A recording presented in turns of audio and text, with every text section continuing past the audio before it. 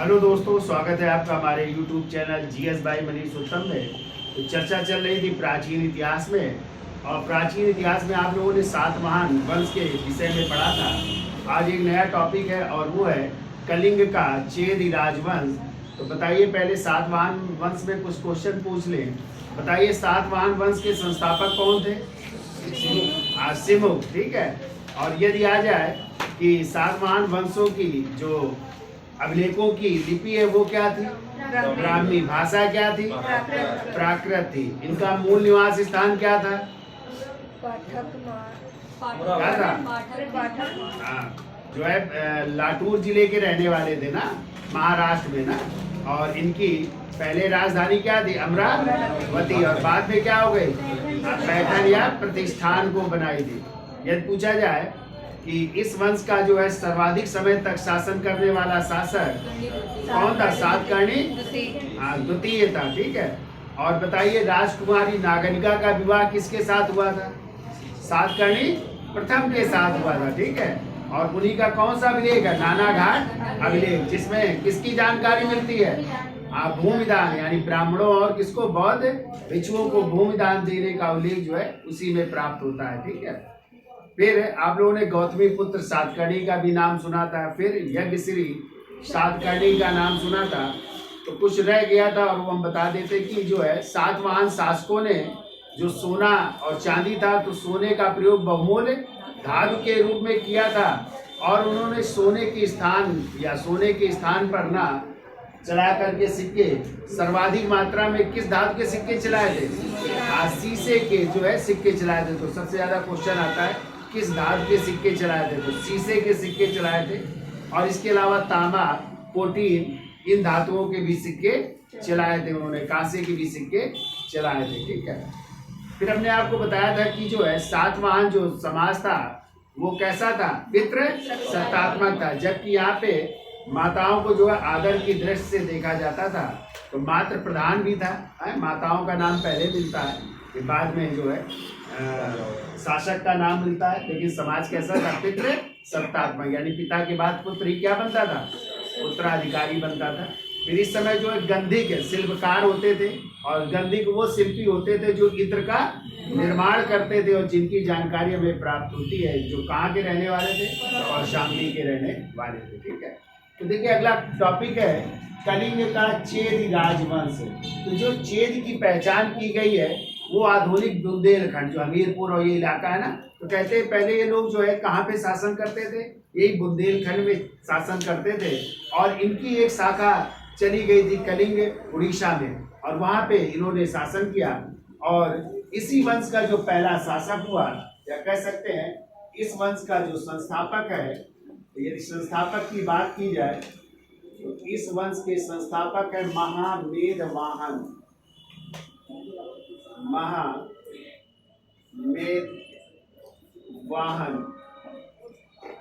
ये इस वंश के जो है संस्थापक माने जाते हैं। लेकिन इस वंश का यदि पूछा जाए सबसे प्रतापी शासक कौन था, तो सबसे प्रतापी शासक है जिसका नाम है खारवेल, ठीक है।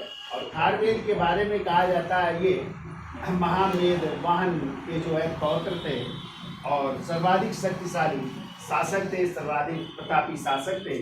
और इसके बारे में जानकारी जो है हमें प्राप्त होती है खारवेल का ये अभिलेख है हाथी गुम्फा अभिलेख। और हाथी गुम्फा अभिलेख कहाँ पे है? उड़ीसा में ही है। उदयगिरी और खंडगिरी गुफाओं के बीच में गुफा संख्या 14 में जो है, गुफा संख्या जो है 14 में जो है ये लेख जो है उत्कीर्ण है, ठीक है। तो वहां से जानकारी मिलती है। तो कहते हैं जो हाथी गुम्फा अभिलेख है ये किसी अज्ञात लेखक द्वारा लिखा गया है, ठीक है। इसके लेखक के नाम नहीं मिलते हैं। जबकि इसकी लिपि यदि पूछी जाए तो ब्राह्मी लिपि है, और इसकी जो भाषा है वो कैसी है? प्राकृत। कैसी भाषा है? प्राकृत है। और इसमें जो है 17 पंक्तियां है। कितनी पंक्तियां? 17 पंक्तियां है। और कहा गया है कि जो है इसमें खारवेल के 13 वर्षों का इतिहास है, ठीक है। और हर वर्ष की जानकारी मिलती है। कभी कभी क्वेश्चन आता है कि कौन सा ऐसा अभिलेख है जिसमें सर्वप्रथम जो है भारत वर्ष का उल्लेख मिलता है। ठीक है, तो भारत वर्ष का उल्लेख जो है सर्वप्रथम इसी कलिंग या खारवेल के हाथी गुफा अभिलेख से प्राप्त होता है। और एक क्वेश्चन और पूछा जाता है कि पहला शासक कौन था जिसने महाराज की उपाधि धारण की थी भारतीय इतिहास में, तो वो भी है खारवेल। तो इसकी जो है उपाधि क्या मिलती है, महाराज उपाधि मिलती है। उपाधियां तो बहुत सारी हैं। और कहते हैं 15 वर्ष की उम्र में ये क्या बन जाता है, युवराज, यानी 15 वर्ष की उम्र में जो है युवराज बन जाता है, राजकुमार बन जाता है। और फिर इसने शासन किया 13 वर्षों तक शासन। तो पूरी जानकारी उसके किस अभिलेख से मिलती है, हाथी गुफा अभिलेख। तो क्या क्या जानकारियां मिलती है उसकी भी हम चर्चा कर लेते हैं। तो चलिए, वास्तविक संस्थापक या सबसे प्रतापी शासक कौन है, खारवेल है। ठीक है, और खारवेल का टाइम है, देख लीजिए, प्रथम शताब्दी ईसा पूर्व, प्रथम शताब्दी ईसा पूर्व ये टाइम है। लेकिन कुछ इतिहासकारों ने डेट भी बताई है, कहा लगभग 24 यानी ईसा पूर्व के उत्तरार्ध में ये शासन कर रहे थे। लगभग 24 ईसा पूर्व के लगभग इनका शासन काल बताया गया है, या प्रथम शताब्दी ईसा पूर्व भी कह सकते हैं इनका शासन काल है। राजधानी यदि पूछी जाए तो राजधानी थी कलिंग। क्या थी राजधानी, राजधानी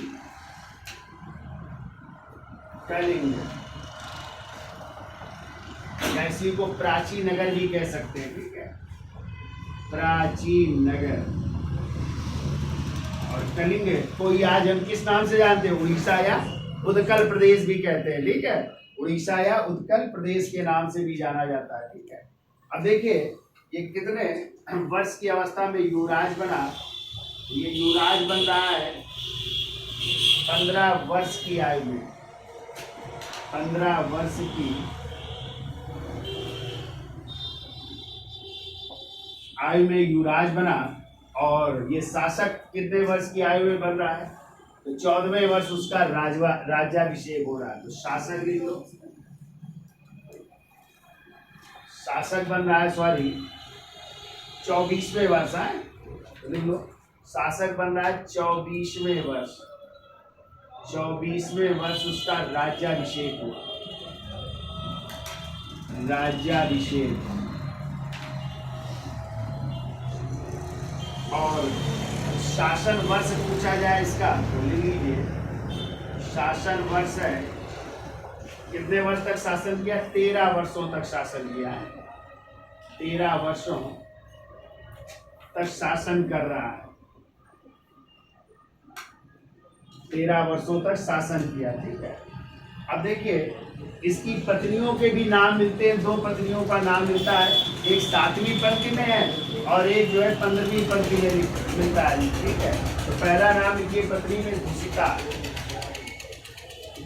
पत्नी का नाम है धुषिता।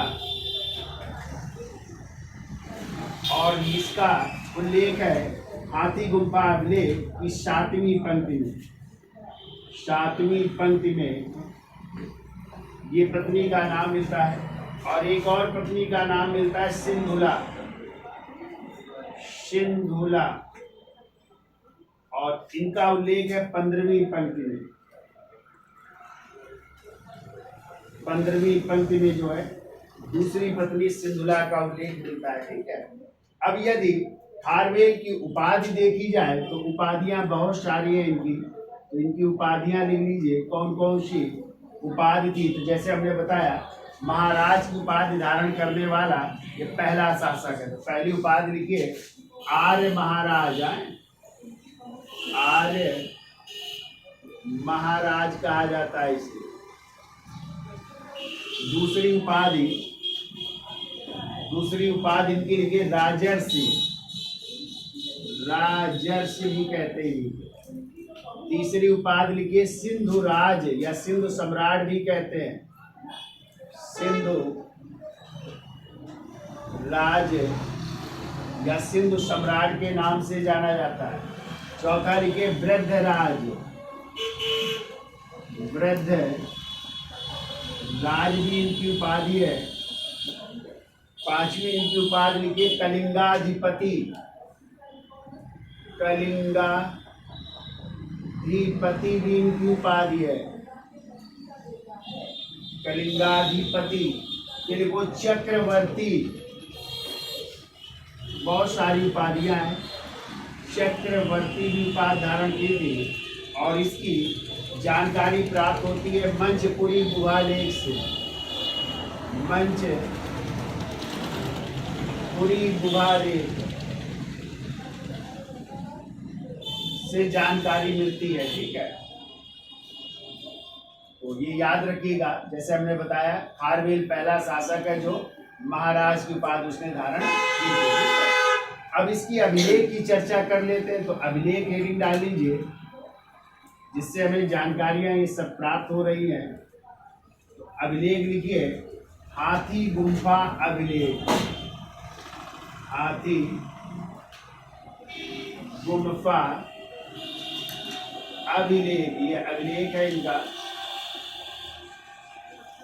हाथी गुम्फा अभिलेख। ठीक है, स्थान पूछा जाए ये अभिलेख है कहाँ पे, स्थान लिखिए उदयगिरी या उड़ीसा के, ऐसे डिटेल में थोड़ा लिख लो, उड़ीसा के पुरी जिले में। पुरी है ना, उड़ीसा के पुरी जिले में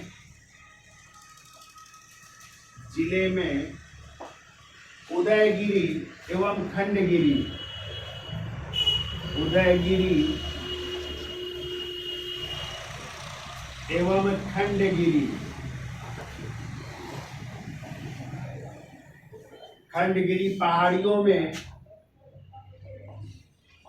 खंडगिरी पहाड़ियों में गुफा संख्या 14 में, गुफा संख्या 14 में यह लेख उत्कीर्ण है। यह लेख उत्कीर्ण है। ठीक है, उड़ीसा के पुरी जिले में है, उदयगिरी एवं खंडगिरी पहाड़ियों में गुफा संख्या 14 में ये लेख उत्कीर्ण है। इसकी भाषा लिख लो, भाषा है प्राकृत। लिपि लिख लो, लिपि इसकी है ब्राह्मी। लिपि ब्राह्मी है। लेखक लिख लो, लेखक इसके अज्ञात हैं। इसमें कुल पंक्तियां लिख लो, तो हमने बताया था कुल पंक्तियां 17 हैं। कुल पंक्तियां ये इसमें 17 कुल पंक्तियां हैं। ठीक है, इसके खोजकर्ता कौन है, खोजकर्ता लिख लो। इसको खोजा था 1825 में बिशप स्टर्लिंग ने। 1825 में बिशप स्टर्लिंग ने इसको खोजा था। ठीक है, और पढ़ा किसने, देखो सर्वप्रथम पढ़ा, तो असफल प्रयास किया पढ़ने का, तो सर्वप्रथम पढ़ा था जेम्स प्रिंसेप ने। ठीक है, जेम्स प्रिंसेप ने पढ़ा, लेकिन ये अशुद्ध था। फिर इसके बाद अलेक्जेंडर कनिंघम ने 1877 में, और फिर एक भारतीय व्यक्ति है 1885 में भगवान लाल इंद्र जी द्वारा इसको शुद्ध रूप से पढ़ा गया कि ये नाम किसका है, खारवेल का है। ठीक है, तो इतना लिख लिया। तो देखिए अभिलेख हाथी गुम्फा अभिलेख, स्थान उड़ीसा के पुरी जिले में उदयगिरी एवं खंडगिरी पहाड़ियों में, गुफा संख्या 14 में उत्कीर्ण है। भाषा इसकी पूछी जाए प्राकृत है। लिपि क्या है, ब्राह्मी है। लेखक अज्ञात हैं। कुल पंक्तियां हैं 17। खोज करता है 1825 में बिशप स्टर्लिंग ने सर्वप्रथम पढ़ा है जेम्स प्रिंसेप ने, लेकिन असफल था। फिर अलेक्जेंडर कनिंघम ने और बाद में इंद्र जी ने इसको पढ़ा था। तो उसको भी लिखा देते हैं, इसका स्क्रीनशॉट ले लो, ये आगे लिखा देते हैं। तो देखिए हाथी गुम्फा अभिलेख को ये पूछा जाए सर्वप्रथम किसने पढ़ा? हाथी गुम्फा अभिलेख है। तो देखिए सर्वप्रथम इसे किसने? जेम्स प्रिंसेप ने। कब? डेट नहीं है। तो जेम्स प्रिंसेप ने पढ़ा, परंतु कैसा था? अशुद्ध है, परंतु अशुद्ध पढ़ा।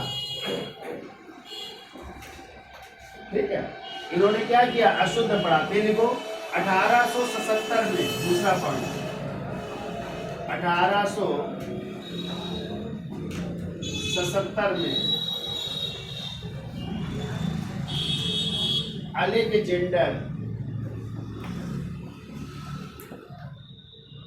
कनिंघम महोदय द्वारा प्रयास है। अलेक्जेंडर कनिंघम द्वारा पढ़ने का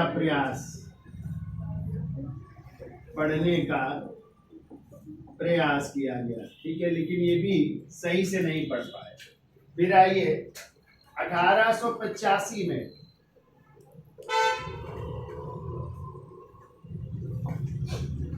1885 में देखो भगवान लाल इंद्र जी ने, पूरा नाम था देखो, भगवान लाल इंद्र जी द्वारा, भगवान लाल इंद्र जी द्वारा शुद्ध रूप से पढ़ा गया। शुद्ध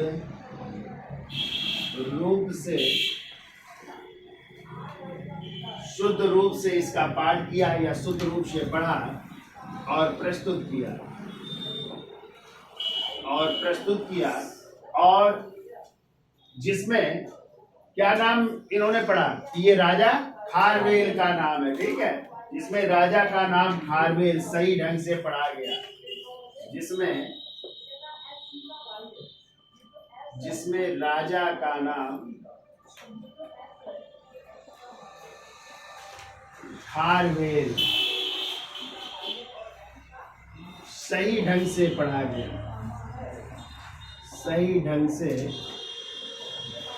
गया, ठीक है।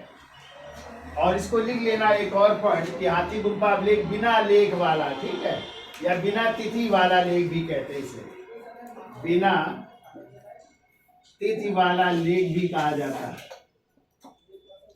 ऊपर लिख लेना कहीं पे, बिना तिथि वाला लेख भी कहते हैं इसको। अब देखो हमने बताया इसमें कितने वर्षों का इतिहास है? 13 वर्षों का इतिहास है। ठीक है, तो इसमें प्रथम वर्ष में जो है वर्णन मिलता है कि एक जो है कोई तूफान आया था और उस तूफान से राजधानी क्या हो गई थी?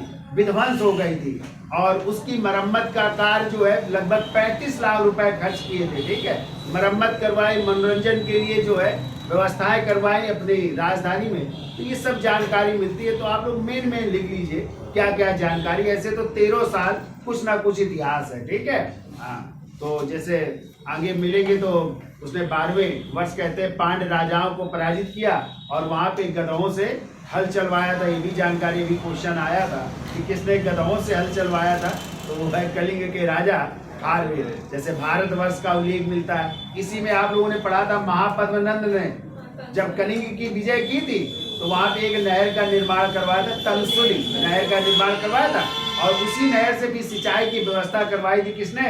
खारवेल ने। ठीक है, सिंचाई का प्रबंध करवाया था। और आप लोगों ने पढ़ा था कि जो है जो महापद्मनंद थे वो कलिंग से लाए थे जिनसेन की मूर्ति, एक जैन ऋषि जिनसेन की मूर्ति लाए थे ना, मगर तो कहते फिर आगे चल करके खारवेल वो मूर्ति को फिर वापस लाए थे। ये भी जानकारी इसी अभिलेख से मिलती है। तो क्या क्या है मेन में लिख लीजिए। तो पहला लिखिए, तो देखो क्या जानकारी मिलती है। तो पहला पॉइंट लिखिए कि लिखो राज्याभिषेक के 5वें वर्ष, राज्याभिषेक के 5वें वर्ष, राज्याभिषेक के 5वें वर्ष 5वें वर्ष तनसुली, लिख लो तनसुली, तनसुल से तनसुली से एक नहर द्वारा एक नहर द्वारा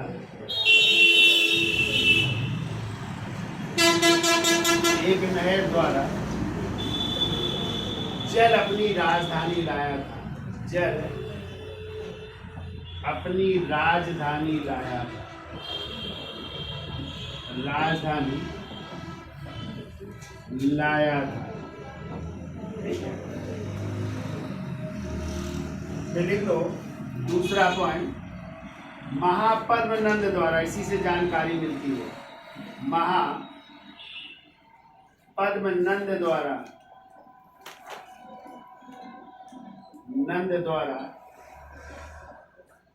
कलिंग में तनसुली नहर के निर्माण का उल्लेख, नहर के निर्माण का उल्लेख बीसी में है कि इस नहर का निर्माण किसने करवाया था? महापद्मनंद ने करवाया था। ठीक है, वो भी जानकारी मिलती है। फिर को सर्वप्रथम भारतवर्ष का उल्लेख, सर्वप्रथम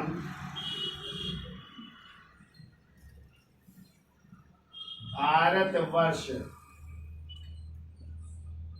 तो भारतवर्ष का नाम मिलता है इसमें भारत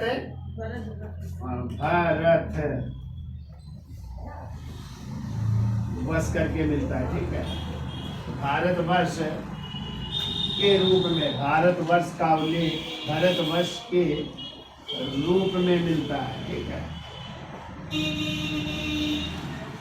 तो ये जो है भारतवर्ष कहा गया मगध और मथुरा के बीच का इलाका था। ठीक है, मगध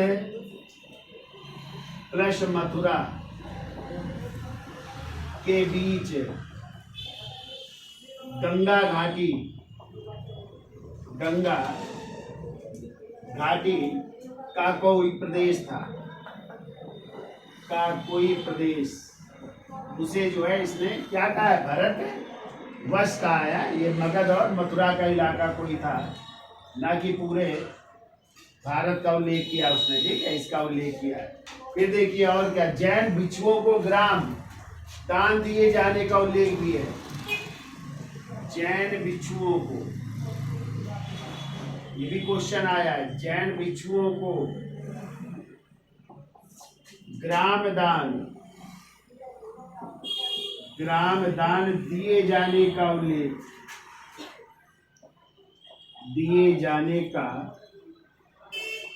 भी है। जबकि आप लोगों ने सातवाहन राजवंश पढ़े थे, तो उसमें ब्राह्मणों और किसको? बौद्ध भिक्षुओं, ब्राह्मणों और समणों को दान दिए जाने का उल्लेख है भूमि। और यहाँ पे किसके लिए? जैन भिक्षु। इसका मतलब है, और ध्यान रखिएगा, खारवेल भी जैन धर्म का अनुयायी था। ध्यान रखिएगा, कभी आ जाए किस धर्म का अनुयायी था? वो जैन धर्म का अनुयायी था। ठीक है, फिर वो सर्वप्रथम महाराज की उपाधि का उल्लेख भी इसी में। 5वां लिखिए, सर्वप्रथम महाराज की उपाधि का उल्लेख, यानी महाराज की उपाधि धारण करने वाला ये पहला शासक है भारतीय इतिहास में जिसने महाराज की उपाधि धारण की। ठीक है, फिर कोई युद्ध में जहाजों का उल्लेख भी है इसी में। युद्ध में जहाजों का उल्लेख, युद्ध में जहाजों का प्रयोग हुआ, मतलब होता था, उसका भी उल्लेख है। 64 प्रकार के वाद्य यंत्र से, अगला लिखो, 64 प्रकार के वाद्य यंत्र से, 64 प्रकार के वाद्य यंत्र से वाद्य ध्वनि उत्पन्न कराई। वाद्य ध्वनि उत्पन्न कराई, इसका भी उल्लेख है। और इसने जो है गंधर्व विद्या में प्रवीण था। ये गंधर्व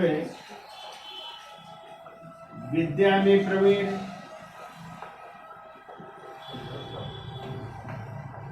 और गंधर्व वेद का ज्ञाता भी था।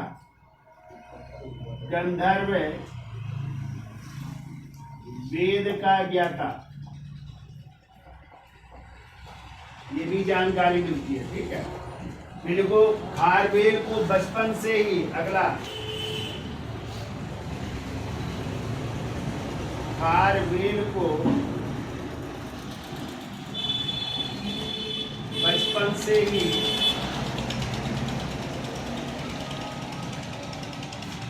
से ही महावीर स्वामी, ठीक है, यानी वर्धमान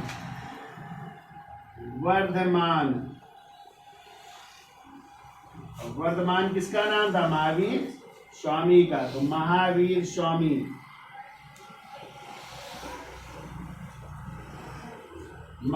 स्वामी तथा विजय में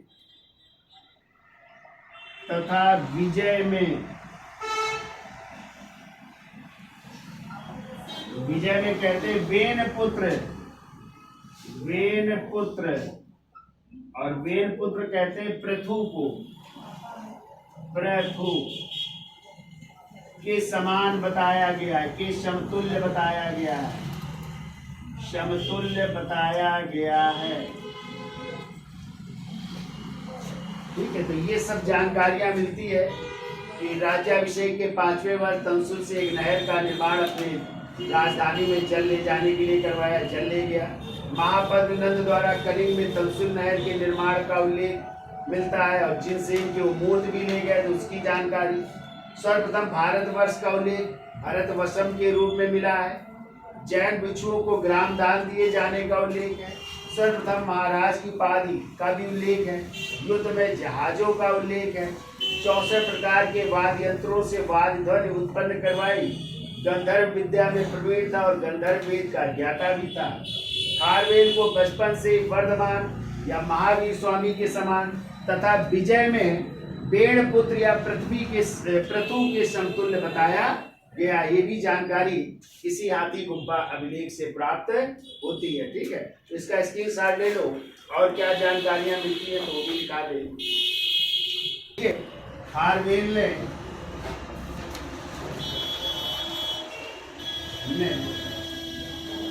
शासन के प्रथम वर्ष, ऐसा लिखो, शासन के प्रथम वर्ष जो है राजधानी जो विध्वंस हो गई थी, ठीक है, प्राकृतिक आपदा से के कारण जो है, ठीक है, तो कितने लाख रुपए खर्च किए थे? 35 लाख रुपए खर्च करने का उल्लेख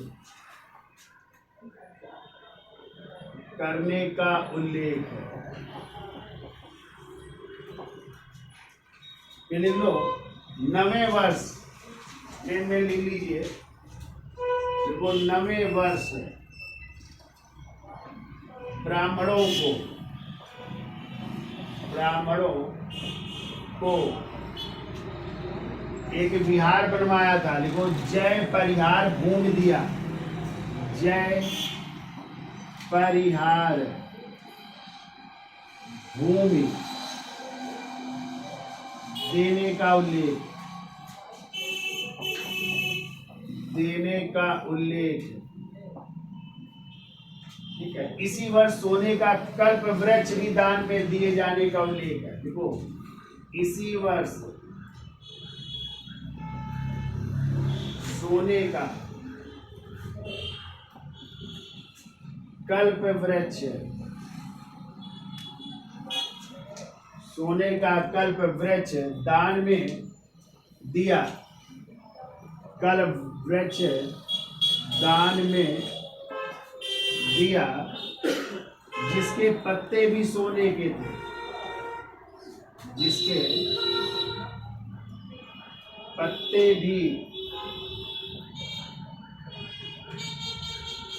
पत्ते भी सोने के थे।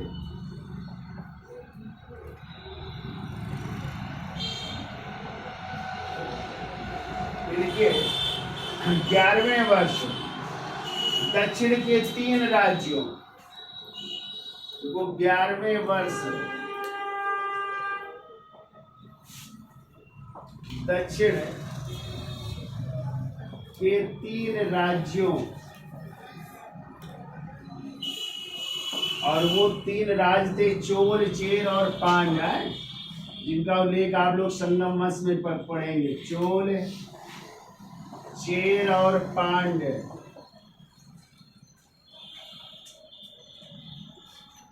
को पराजित किया। पांड राजाओं को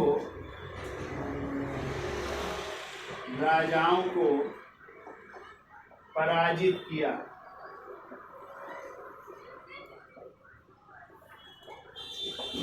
पराजित कर रहा है, इसका उल्लेख मिल रहा है, ठीक है। और पांड शासक के यहाँ उसने, लिख लो, और पांड शासक के यहाँ उसने,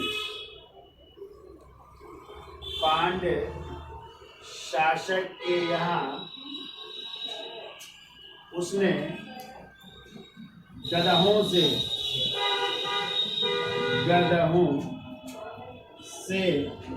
हल चलवाया था।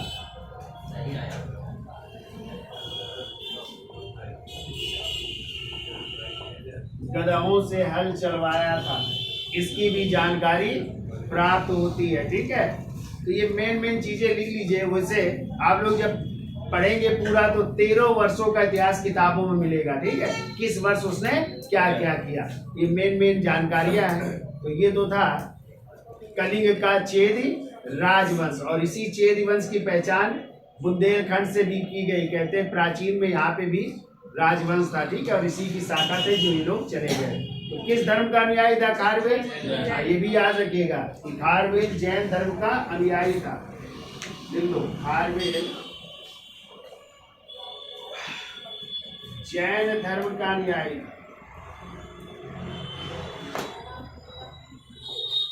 जैन धर्म का अनुयायी था, ये भी आप लोग।